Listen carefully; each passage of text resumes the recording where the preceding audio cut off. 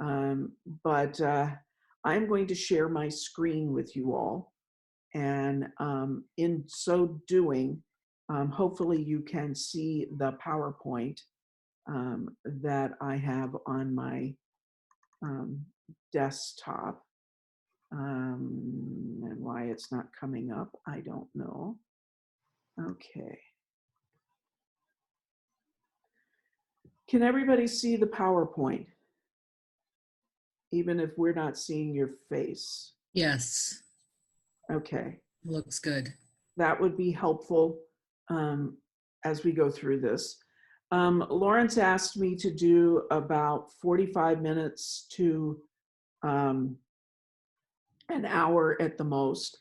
I'm going to do probably about 25 minutes with a short interaction between all of us in the middle presentation, and then we'll just take questions and go from there.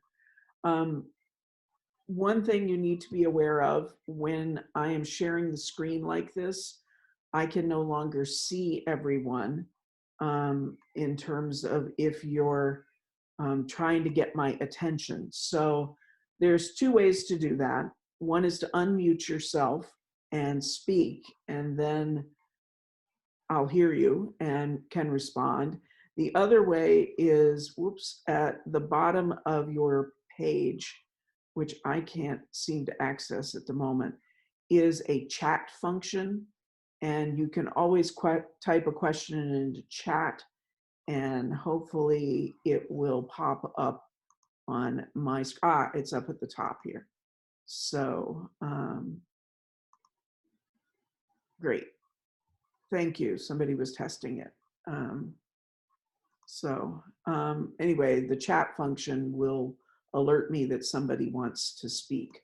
And I would invite you not to use it unless you want, you really want to get my attention with it. So only because I will have to stop and pay attention to it. So I will pay attention if there are questions though. So is everybody comfortable with how Zoom works at this point? Anybody who's not, let me know. This is Dave Wilson. It is nice to meet you. Just as a housekeeping note there, I think several of us got signed in as Elliot Howard, so you'll have many Elliots today. Okay, sounds good. I didn't think Elliot was supposed to be on here, but you'll just have to give me your actual name when you want to interact with this. So let's get started and we'll see where we go with this. I think we all know that the nature of life is change. Some of us wish it didn't change so much.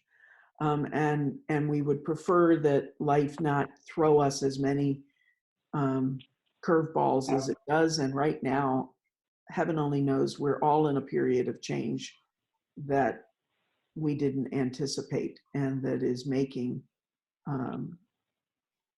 things difficult and frustrating, and yet also provides opportunities for us in the midst of all of it. That's a change. This COVID-19 virus is a change we didn't anticipate, we didn't ask for, but it's happened to us, and it's happened all over the world. The change that's happening at Linden Hills in your pastors, with Elliot retiring and Lawrence moving into a full-time role as your pastor, is a change that was chosen by the congregation. You maybe didn't choose Elliot retiring, but you all knew that time was coming, even though some people probably preferred it not. And then, otherwise, this is a change that has been made within the congregation. And the reality is, there is a difference in how we approach changes that we chose and changes that happen to us. And nevertheless, all change at some level brings with it grief, because we have to let go of what has been and we have to move to where things are going. And so I want to talk today about sort of the nature of change, how people respond to change, how it's related to conflict, how it's related to grief, and some suggestions of how you might move forward with each other as you experience these in different ways, and on a different schedule, frankly, because we all know from grief that we experience in our lives, at the loss of a loved one or of a friend, we all know that grief has a life cycle of its own. And you can't put it on a schedule and say, today I grieve. You in fact discover it popping up at times that you had no thought that you were going to be reminded of the person. And you find yourself in a moment of grief. And the same will happen with congregational grief, because everybody's going through it individually, but there's also a dynamic that's part of the congregation and your life together. So I want to start with something you probably all recognize from when we all had to take math classes, and that is the simple algebraic formula A plus B equals C. Now, A plus B equals C, we all know from math, is a way of describing it. You have one variable plus another variable, put them together, and you get something that's very, very different. In the case of Linden Hills, your current equation is you have a congregation. Yes, the congregation shifts, and we'll talk more about that in a minute, but generally you've got a congregation that the core of which has been together, some of you, for many, many years. And currently you have two pastors, one that has been with you for a really long time and one that has been with you for a very short period of time. And you've been shifting the role between how much Elliot's been doing and how much Lawrence has been doing, but still it's been two pastors. And that equals the current understanding of the Linden Hills when we think about it in terms of the equation. But my question is this really the equation that we are dealing with? It seems simple. We have a congregation, we have two pastors, this is Linden Hills. And we know that that is getting ready to shift, but even before we deal with these shifts, you've changed over time too. And I pulled these off of your website, these pictures. I tried to find some on there that were from quite a long time ago and didn't do very well at that. But nevertheless, there's people in these pictures that I know have been with Linden Hills for quite a long time, and other people in these pictures that haven't been there very often at all. And I couldn't resist the cute kids. That was a great picture that I found on your website. The fact that you have changed over time means that that A variable in the equation, the congregation, has really never been set as one entity. You have continued to add people. People have left because they've moved away or they've passed away. And so you're constantly shifting who you are as a church and as a congregation. But we tend to look at it as if it's monolithic and it's always been this way. And yet we know it's not. And that these cute little kids in this picture here, many of whom I'm sure are older than they are in this picture now, many of these kids will grow up and be part of and are part of your reality at this point in time. So the A variable isn't as stable as we often think of it. Now, the one that's more obvious to you is that the pastor's roles have shifted over time and continue to shift. So you've got Elliot, who's been here for a long time. Then there's been this sort of configuration at different points of Elliot and Lawrence working together as pastors. And now Pastor Lawrence will be the pastor once Elliot is fully retired and moves out of the way. And so you find yourself in the shifting ground. So the B variable has been a shifting thing as well. So that means our simple example from simple algebra isn't so simple when we think about the reality of who Linden Hills is, has been, and will be as you move into the future. Because even though once Elliot has fully retired and Lawrence is in place as the solo pastor, as Elliot was a solo for many, many years, you will still not have the same congregation in it, because that will always be a changing factor in your life together. So I think one of the things that I find in working with congregations around issues of change, issues sometimes of conflict that results from change, issues of grief that results from change, and even from conflict, I often find that there is this assumption that everything has always been the same, and this new arrangement is just throwing everything off. Whereas the reality is we've all changed over time. There's one of our congregations here in the conference. They are rooted in the old German E&R tradition, and they spoke German in their worship until the 1950s, which is actually much later than many congregations did that were of the German-speaking origins within our denomination. And to this day, to go out there, some of the older folks in the congregation still speak German to one another. I almost started speaking to them just to see what would happen. And the pastor told me they would think they died and gone to heaven. But that's a huge change for them, that for some of them still is something they grieve. So changes don't happen and just go away. They stay with us for a while. It's sort of how we're hardwired as human beings, that we know change is the reality, and yet we know that change is a constant in our lives. And some of us try to fight that as we go. So I want you to think about where you are in this equation.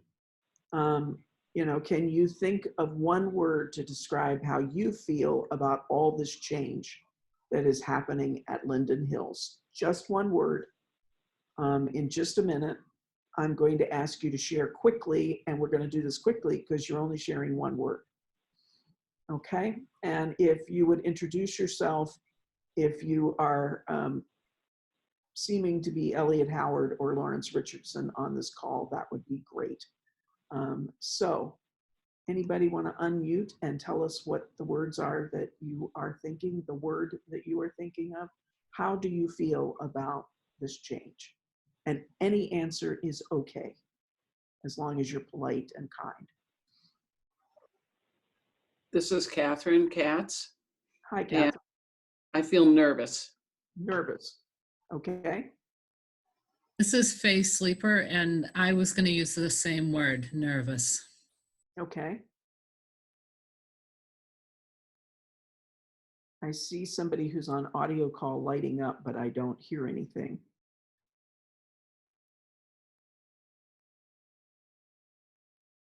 Anybody else have a word they want to share?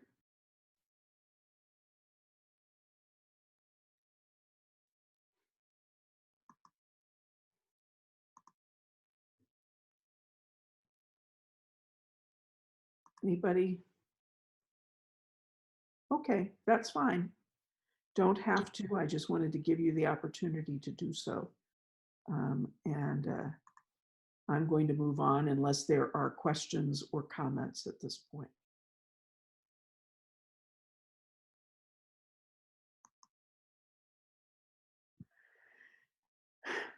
So I've already said this, but I want to come and talk about reactions to change and how we all react differently to change. And sometimes we see that old way and new way are in opposition to each other. And there is a certain degree of that I think is true. But I'm not so sure, if you go back to that not so simple algebraic equation, I'm not so sure that everything is in opposition to each other, because the congregation is still a community. that knows one another, cares for one another, loves one another. You have been getting to know Pastor Lawrence, and he will continue to love and to serve you. You have known Pastor Elliott and loved and served him he has loved and served you for a long time. So there are pieces of this that are the old way and the new way. And at the same time, there are pieces of it, like the congregation, that at least at its core is not totally the old way or the new way. It's the old way learning to move into a new way. And so I think that's where the change happens that we get nervous about, we get concerned about, sometimes we get angry about, sometimes we get excited about the possibilities and what could happen within the congregation. There's lots of different theories about change. I happen to like and use one that was created by a guy who taught at the University of Iowa for a really long time, and his name just totally popped out of my head. It'll come back to me in a moment. But he basically said there were 5 reactions that people had to change. And he studied changes in people in every kind of setting. He looked at rural farmers in Iowa and people trying to help them to adapt to new methods of farming. He studied inner city mothers being taught new skills around parenting. And he looked at everything in between. And he said there are essentially 5 ways that people respond to change. The first group is that some of us love change. And those are what he called the innovators. The innovators are people who, well, let me put it this way. If you're at coffee hour, there's probably 1 or 2 people at Linden Hills that always have a new idea. And you see them coming and you think, if you're not a person who loves change and, thinks that this is the right thing to do, it's sort of like, oh, not another new idea. But that's what innovators do. They give us all kinds of new ways to think about things, new ways to do things, new ideas to get us out there into the community, new ways to connect within the community. And they are called innovators in the process. So that's the first group. They're a very small percentage of most organizations. And he found that, why can't I think of his name? He found that pretty consistently across the board, about 2.5% of any organization's membership fall into the innovator category. The second group are what he called the early adopters. Some of us are willing to change and we adapt early and quickly. It may not be our idea to change, but we can take it on, we can do something new, we can do something different, and we change quickly. The third group, some of us are okay with change, but we want to know what we're getting into first. We're not willing to be the ones who are out there being the guinea pigs right out of the gate. And these are the group that they call the early majority. Now, I'm going to repeat this statement at the end, but I'm going to say it here now and another one. All of us, depending on the situation we're in, fall into every one of the 5 categories. It just depends on where we are, what we're doing. So it's not like innovators tend to pretty much stay in the innovation category, but people who are in the others can move around, and sometimes innovators will move around as well into the category. So that's number 1. Keep in mind, none of us is like locked into a response to change. It depends on the change and what is happening. The other thing that's important to keep in mind is none of these are good or bad. We tend to want to put those categories with people because it makes us more comfortable in what our response is. And so just keep in mind, they all have gifts to offer, and they all have things that are negative in terms of the way sometimes that they offer what they offer. So that's the first three groups: innovators, early adopters, early majority. The next group is the late majority. And some of us do not want to change, but will eventually. We take a really long time to get there on a particular change that happens. But we do arrive and we do get there. Now, the last group, the nickname that they were given, Everett Rogers is the man's name. I knew it would come back to me. The last name that Rogers gave, people immediately see as pejorative. And it really isn't if you look at the dictionary definition of it. Rogers said that the last group won't change or will be so very slow to change. He called them the laggards. Sometimes people jokingly say they're Luddites, you know, particularly when it comes to technology, after the historical group that didn't want to change. I have to tell you, in congregations that I have served as a pastor, some of the people I love the most are ones that would fall into this category. And there was a gentleman in one of the churches that I pastored that, with the exception of the motion to adjourn a congregational meeting, he voted no on almost every single solitary thing that the congregation wanted to do. And yet he loved the church. And I came to love him so much because I came to understand what a committed member of the church he was. And one time I asked him about it. For instance, when we became open and affirming, he was very much against that idea. And it was, I asked him about it one time. I said, I know you led the group to oppose it. Yes, I did. And do you still feel it was a mistake? Yes, I do. I said, so why did you stay? And his response was, well, it's my church. Why would I leave? And two, you don't always get your way on everything in life. That doesn't mean you pick up your marbles and you go home. And I just adored him because he was very clear. He was always had integrity about who he was and why he felt the way that he did. He had a great sense of humor. He would even get up to the microphone in a congregational meeting. He'd look around the room, grin at everybody, and he said, you know, okay, you all know where I'm going now. And people would laugh, and he'd say, but here are some of the things that I want you to think about if you go this direction. And his questions were always helpful. They helped us to make mistakes, or to avoid making mistakes sometimes in things, even though he didn't always want to go there with us. Occasionally he did, but for the most part he didn't. And that was okay. So let me repeat what I said earlier. We can all be any one of these depending on the change at hand. And each one of them brings gifts and problems to change within our churches, or in any organization that we're part of, and sometimes even our families.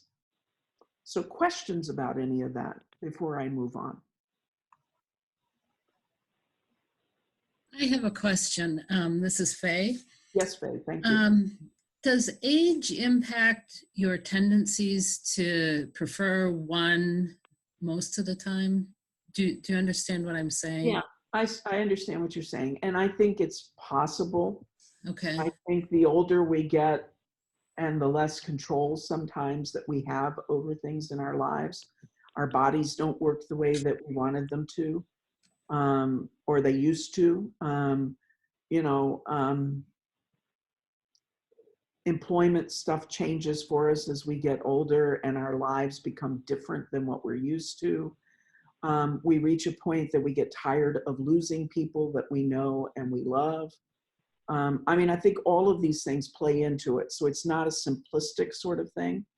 But I also know people who are older in congregations that may not be the innovators, but they are often the early adopters because they see the possibilities of the future. And they recognize that that if the church is going to move into the future, the church has to change. You know, so just to give you an example, my parents, um, my parents belonged to a church that moved from doing traditional hymns to doing more contemporary music, praise choruses, things like that. And they were very offended. And my mother took it very personally. We were talking about it one time, and she said, I don't like this. You know, you know, they forget that we're all, not all of us in the pews want to listen to that stuff. You know, and I said, you know, she said, I don't know why they're doing this to us. And I said, Mom, I don't think they're doing anything to you. I think, and I don't think they're doing it against you. I think they're doing it for the future of the church, because they know if they're going to attract younger members, worship and the style of music and all of that has to change. I said, I can't answer for you, Mom, why they're not doing a mix of things so that there's a little something for you and a little something for somebody else. But I said, I'm pretty sure they aren't doing this against you. They're doing it for the future of the church. And after we had that conversation, she still didn't like the new music, but she got why it was happening. And it wasn't quite as evil as she was thinking it was, and it wasn't so personal anymore. But we had to have that conversation to kind of help her walk through it. Yeah. You know, she was a late majority in that particular case, but it wasn't until she could express her frustration and we could talk about it. And it wasn't a church I was involved in at all. So, Thank you. yep. Other questions about any of this? And again, I can't see you all, so speak up if you have a question. Okay.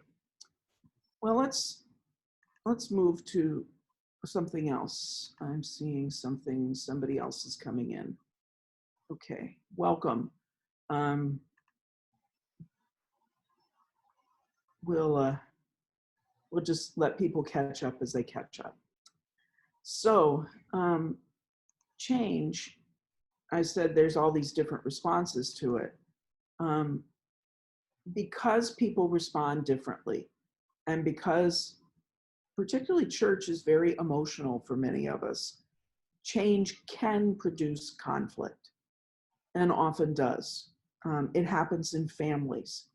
You know, I watch as a pastor when I'm dealing with a family as we prepare for a funeral, sometimes their frustration at their loss of their loved one gets played out in a fight about something that has nothing to do with anything, but it's a safe place for the frustration to come out. Sometimes it happens in ways that it is not safe, or it isn't a good way for it to come out. And I've gone into funerals with families, you know, hardly speaking to one another, sitting in different parts of the church. You know, they'll sit together if you absolutely make them, but you can tell nobody's happy about it.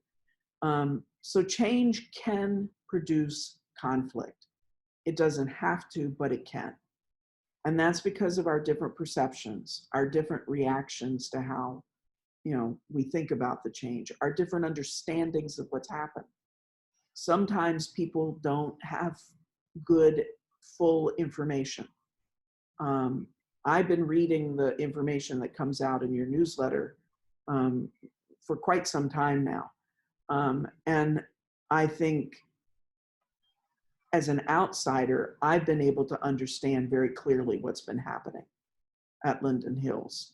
I hope as insiders, you've been getting that good information as well and taking advantage of it. But, you know, frankly, we all still understand things differently. We react to them differently. We perceive things differently. And in human beings, perception is reality, whether we like it or not. How we perceive something is how we will, in fact, act upon it or act against it. And so we have to work together to manage the change and the conflicts that's there. And at the heart of all of this is grief. And I apologize, this this slide didn't come out quite as clearly as I was hoping it would when I pulled this off. But you're probably familiar with Elizabeth Kubler-Ross's 5 stages of grief. And I know there are people who critique that, but for our purposes today, it's a really good, handy way to think about it. Some people approach, and we all do at some degree, the first stage of grief is we deny anything's happening.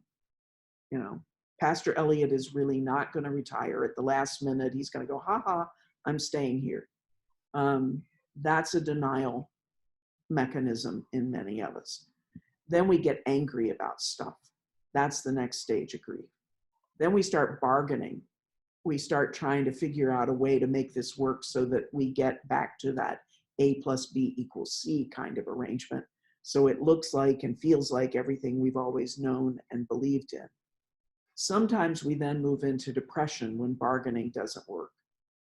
And then we finally move into acceptance.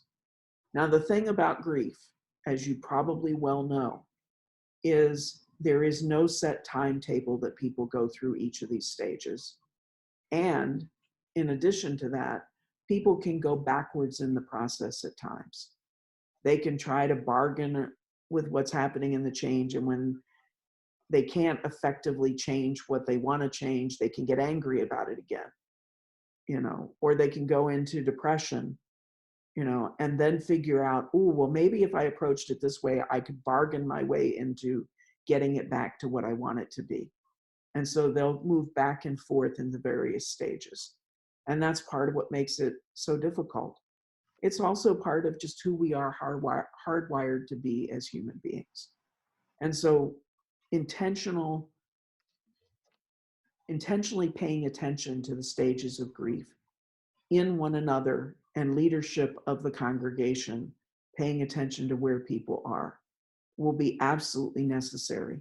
Providing opportunities for people to talk with one another, providing, you know, safe spaces where people can say, I don't like this, you know, or I'm nervous about this. I'm anxious about this change. And then trying to figure out how it is that we can manage the anxiety, how we can manage the anger, how we can manage all of those sorts of different things. That's at the heart, though, of conflict and change, is grief, because it's not what we knew it to be before. Questions, comments about that before I move on to some tips for being together?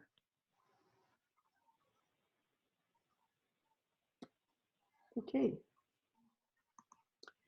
So, some ideas in this time in the life of Linden Hills. I invite you to be patient with one another. Patience with the fact that everybody's going to be at a different place on this.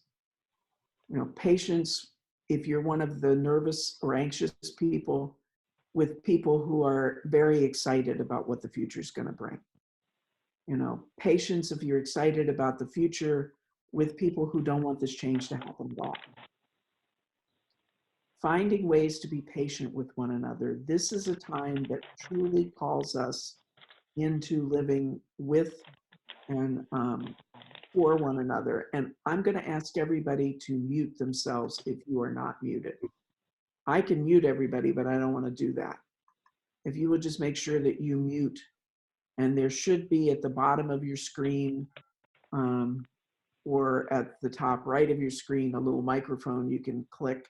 If you're on the phone, you know, and hopefully your phone has a mute function. If not, you can try *6. I'm not sure if that works in this system, but in any case, thank you. Be patient with one another. Secondly, assume that each person is doing the best they can, even if it feels like they're not acting like they're living with their better angel. Try to help each person to hear.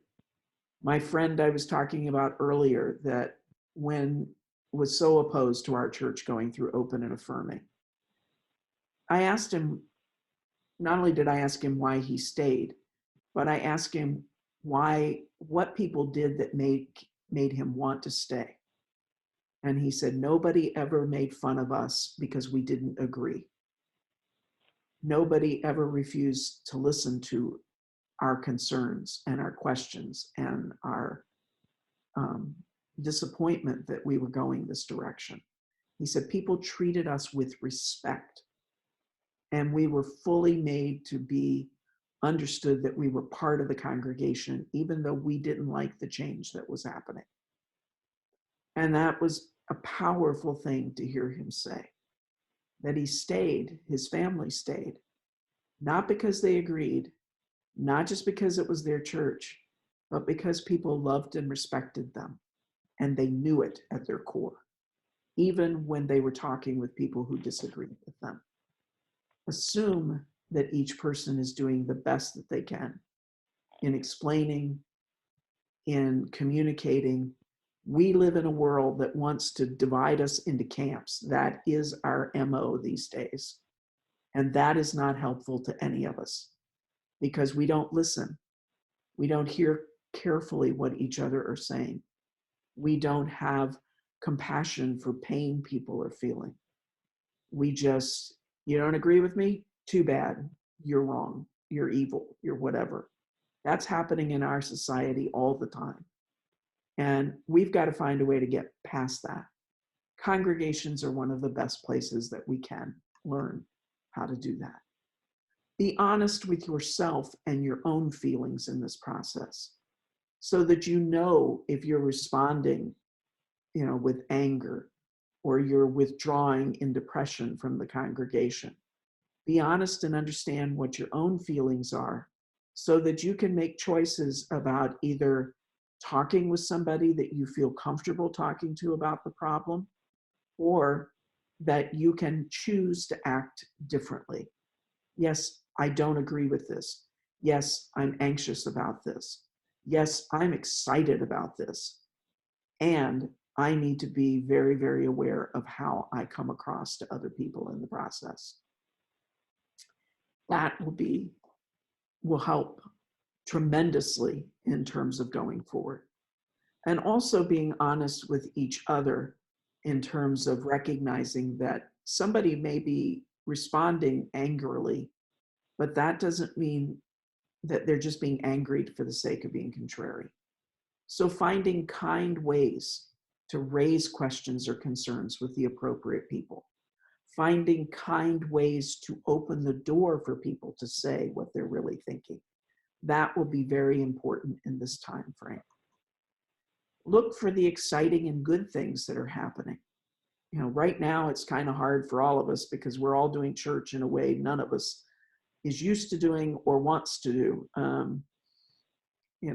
I said, and some of you may have heard when you came on the Zoom call, Lawrence asked me how I was, and I was laughing. I'm an introvert, and I've joked with people that I prepared for this my whole life, and yet I'm finding forced aloneness is not settling very well with me. And so I'm having to watch very carefully, one, how I say things to people so that I'm not reacting out of my own frustration. But two, I am very intentionally looking for exciting and good things that are happening in the world, in my church, in the conference, with my friends, and celebrating with them. The good thing about technology is we can connect to one another in ways that we never could before. And so I find that exciting. Sort of, I'm part of her village, a child that is now a freshman in college, and she went to the University of Northern Ireland in Galway for college. And we've all been really worried. And late last night, getting texts saying she's home. She got home. She's okay. She's got to be quarantined for 2 weeks, but she's okay. That was an exciting and good thing. I'm sad her freshman year is ending this way, but I'm really excited that she is back with her family and that she is safe and she is not all alone over in Galway, Ireland with nothing. to support her and no one to support her. So look for the exciting and good things that are happening. I confess, started watching Animal Planet and the puppies and kittens videos that they're running because they're adorable. I can't watch them forever, but a little bit of them makes me smile, taking my dogs for a walk. So what are the exciting and good things that are happening at Linden Hills despite everything that's happening in both changes, but also how we're having to live together with the virus? If you look for those and have gratitude for them, it begins to change how you see what's there. And then finally, it seems like a no-brainer to say, but I find myself saying this with pastors and congregations. Trust God. Trust your community as you say goodbye to Pastor Elliott and a full hello to Pastor Lawrence. Trust that there is something in this decision that you have made that is where God is leading you to go. And that, will there be changes? Yes. Will there be times that, Pastor Lawrence is not Pastor Elliott? That is obvious. But that does not mean that there isn't good things in your future as a congregation. That doesn't mean that Pastor Lawrence doesn't have good gifts, different gifts, but good gifts to offer you.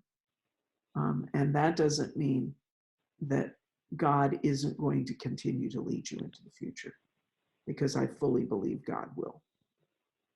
Questions, comments, things you want to say. I'm going to get out of the PowerPoint so that for those of you who are on, it looks like almost everybody's on phones, dialing in, or you're just not sharing your camera, which is just fine. But I'm going to see about being back as a group so that I can see you all, at least your names better. Anything else anything you want to talk about? Even though his name is there, Lawrence is not here. He got off the call. So I think Dave Wilson is here, and maybe or someone else who's on. This is Faye speaking. This is really helpful, and but I think there are not many of our congregation on. It's hard. So is this being recorded? Yes. So that we can present it through both Facebook, and then when we can be together again, maybe after church. Yeah. And Pastor Lawrence has asked me to do this again on Saturday, April 4th. Oh, great. At 10 a.m. And so at least I assume we're keeping up with that plan. We've been focused on making today happen. And at the time we decided we had to do this one online, we weren't sure if April 4th was going to happen online or in person. Obviously in person would be great. Right. And obviously it would be a big mistake right now. So yes, he did record it today, and I'm assuming we will do this again via Zoom on April 4th, but keep posted for that. And if we get out of this sooner than we're all thinking we might at this point, we might be able to do it face-to-face in the near future. And then on an ongoing basis, so, the transition it's not going to happen quickly. It'll be 1 to 2 years, depending on where people are.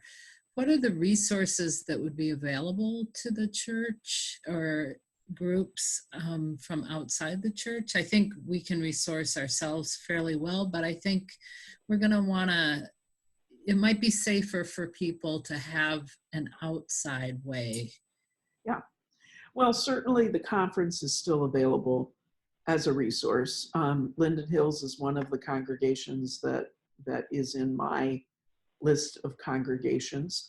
So I would certainly be available to leadership, the lay leadership of the church or Pastor Lawrence or together, to try to do that, as are some of my colleagues. And depending on this particular issue that needs to be addressed, I could also connect you with other kinds of resources. But, you know, there are people and places that you can turn, and we'll certainly connect you with that. I don't have to be the one doing everything, but it would depend on what the issue was, Yeah. whether it would be a good idea for Well, me or somebody else. Yeah, I see that Catherine's on, and I think Catherine starts as our moderator soon. So I would think that just working through her would be an option too. Yes, I'm agreeing.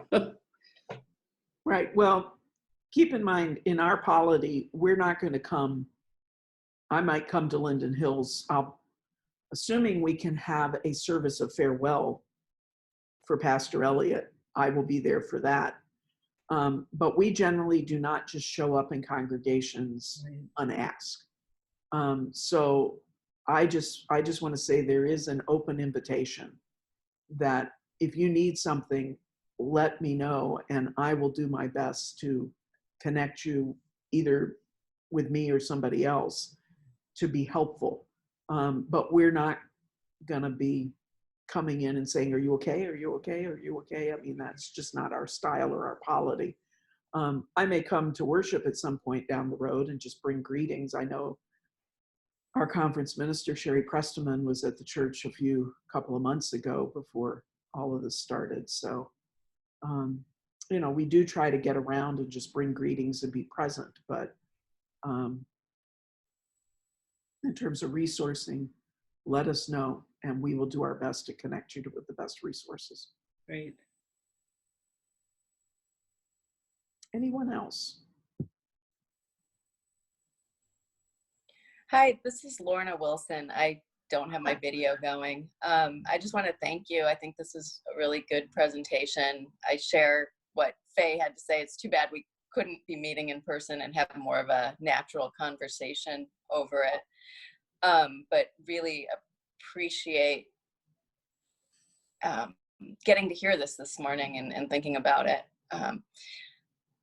I want to let you know that as long as things can get back together and back to normal, the last weekend, the last Sunday of June will be a service of farewell for Elliot. Yes. And we're looking at the last Sunday in September as an installation for Lawrence. So please, you're welcome to come. We'd love to have you. Well, and I will put those on my calendar. I knew about the last Sunday in June. I had not been given the date for an installation. So it's a placeholder at the moment. We really hope it can come together. Sure, I'll put them as a placeholder in my calendar, and I would be joined by a colleague from the Committee on Ministry, because we do these things jointly for both. Great. For both services. It might be two people from the Committee on Ministry, but it's one of those places that we can be fully church together, so that the conference, it's really clear we're celebrating with you. So that's great. And one of the things I'm loving about this conversation or presentation this morning, and being able to look forward to those two events and remember we have them on the calendar, is it makes me feel like things are a little bit more normal than when I'm sitting here by myself, you know, feeling very not normal. So I appreciate that.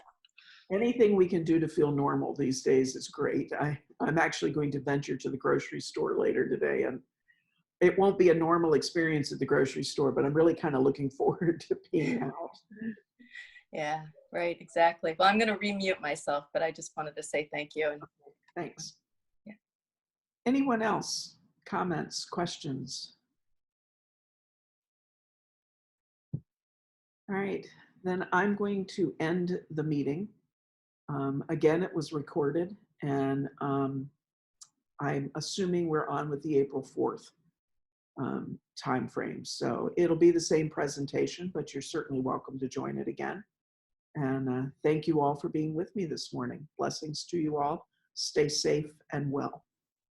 Thank Bye-bye. you. Bye. Bye-bye. Bye-bye.